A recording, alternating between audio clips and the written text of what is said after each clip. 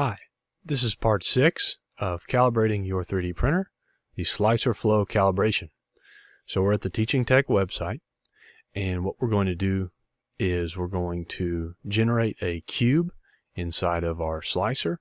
In this case, I'm going to be using Cura. It's going to be a hollow cube, and this is how we calibrate to our slicer how much material is actually flowing out of the hot end. So there's no G-code generator this time because it's got to be specific to your slicer. And so we'll take this cube STL file, open it up inside of Cura, and we will make the cube hollow. And I will go over how to do that step by step. And then you will need a pair of calipers so that you can measure the wall thickness of each side. You're going to take the average and enter that into here. And with that, you're going to get a new flow rate to enter into your slicer. So this isn't a critically important step. It is more important how the prints are actually looking. Are you under extruding, over extruding? We went over that pretty in detail in the first layer video, but it is a step that we should do. So let's get started. Our first step is to download the cube STL file. So we'll go ahead and click on it. I'm going to go up to my calibration prints folder. I've already got it, but go ahead and save the STL file. Then you're going to come inside of your slicer software of choice. Like I said, I'm using Cura. So we'll come to Cura, and then we're going to go to the Prepare, Open, find my cube. Okay, right now, this is a solid cube, so we have some adjustments that we need to do. So let's come over here and edit. Now this is the very basic interface, and this isn't going to allow you to change the cube to make it hollow. So we need to click Custom. We're going to change up here at the top. We're going to change our wall thickness 0.4. Make sure the wall line count is 1. Change your top layers to 0. Change your bottom layers to 0. Change your infill percentage to 0. And then your flow should be 100. Now, if you're not seeing any of these, go ahead and click this little settings, and there's a whole lot here. So you need to just make sure, start at the top, that your wall thickness, wall line count, top and bottom layers are checked. You need to make sure the infill density and pattern is checked. And then down here under material, that your flow is checked. And for right now, that's all we need to make a hollow cube. So we'll click X, slice, and if we preview, you notice that the cube just turned hollow.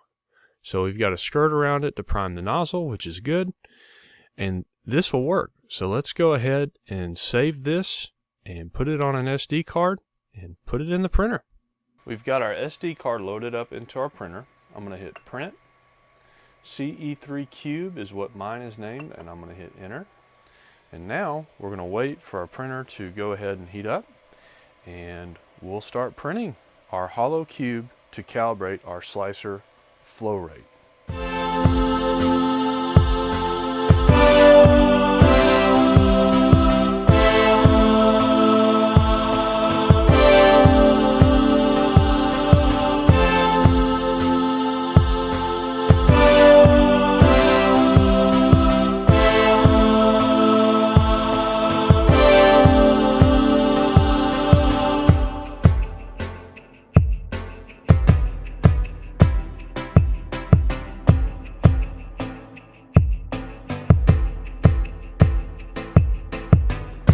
Now we'll go ahead and get our calipers, and we'll pop the little hollow cube off, and you can see it's completely hollow.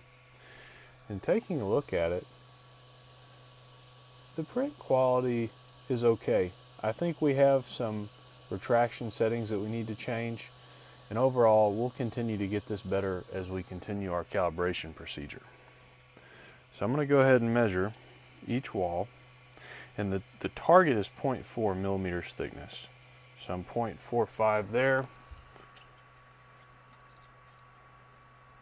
0.45, 0.47, 0.46.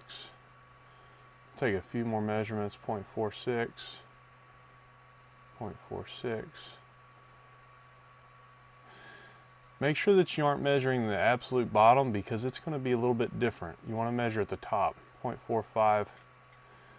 So on average, I'm going to go with 0.46 for mine. I was getting some 0.46s, 0.45, 0.47s, but we're going to go ahead and go with 0.46 for our next step in calculating what our slicer flow rate should be. We are now back at the Teaching Tech website. And so what we're going to do is my measured wall thickness was 0.46. So whatever your measured wall thickness was, go ahead and enter it in right here. And your previous flow rate should be 100 if you've not done this before. If you've done this before, then you need to change this to whatever your previous flow rate was. I'm going to hit calculate. So 86.96.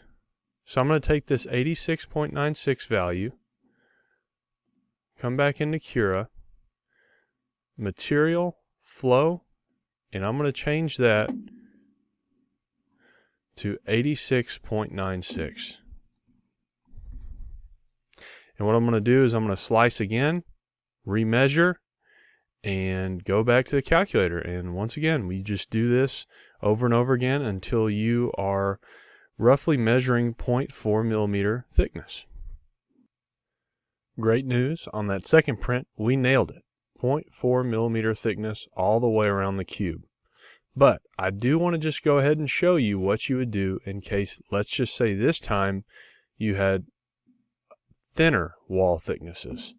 So you want to make sure that you take whatever your last flow rate, in my case 86.96, and place that into previous flow rate. This is where you can get messed up. And let's just say that we measured 0.38. So this would be what our new flow rate should be.